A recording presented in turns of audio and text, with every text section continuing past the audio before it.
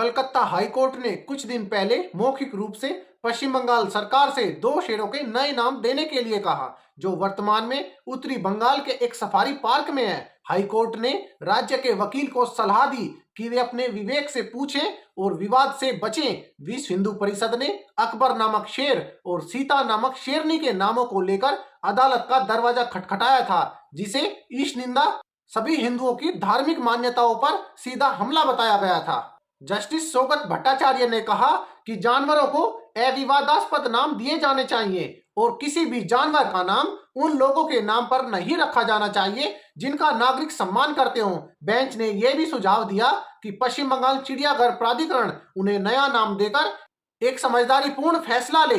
Justice Saugata Bhattacharya ने पूछा कि क्या किसी जानवर का नाम देवी देवताओं, पौराणिक नायकों, स्वतंत्रता सेनानी या नोबेल पुरस्कार विजेताओं के नाम पर रखा जा सकता है। जस्टिस ने यह भी कहा कि विवाद से बचने के लिए जानवरों का ऐसा नामकरण नहीं किया जाना चाहिए। भारत में बाघों को बचाने का प्रयास लगभग आधी सदी से चल रहा है। प्रोजेक्ट टाइगर के तहत देश में कई जगह टाइगर रिजर्व की स्थापना हुई।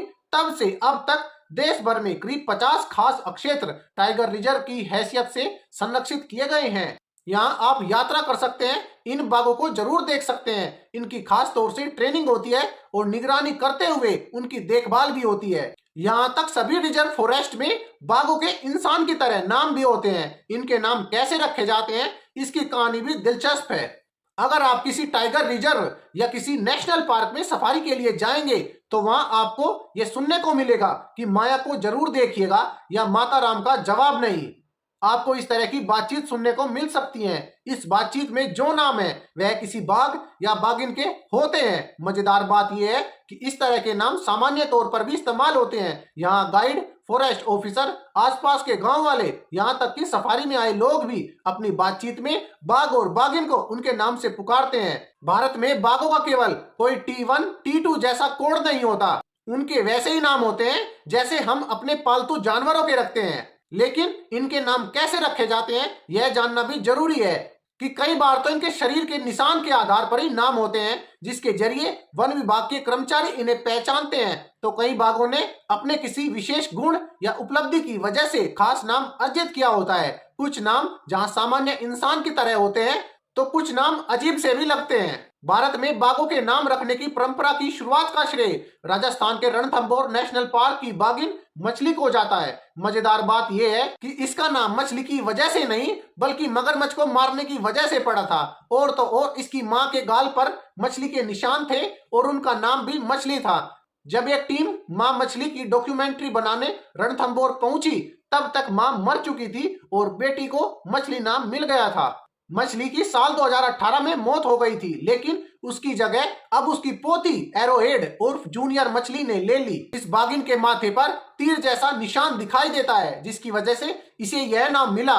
इसकी मां का नाम कृष्णा था और कई जगह इसे मछली जूनियर के नाम से भी संबोधित किया गया है। अब उसके इलाके पर उसकी बेटी रिद्धि का कब्जा है। मध्य प्रदेश के पेंच टाइगर रिजर्व में T15 बाघिन का नाम कॉलर वाली पड़ गया था, क्योंकि उसके गले में रेडियो कॉलर लगा हुआ था जिससे उसे ट्रैक कर उस पर निगरानी रखी जा सके। उसने अपने आधे जीवन काल में 8 बार में कुल 29 बच्चों को जन्म दिया, जो कि एक विश्व रिकॉर्ड है। उम्र बढ़ने के साथ ही पेंच में उसे माता राम कहा जाने लगा था। इसी तरह से महाराष्ट्र का तड़ोबा टाइगर रिजर्व माया की वजह से मशहूर है। T12 बाघिन का नाम माया इसलिए रखा गया क्योंकि उसके कंधे पर अंग्रेजी के M अक्षर से मिलती जुलती आकृति है।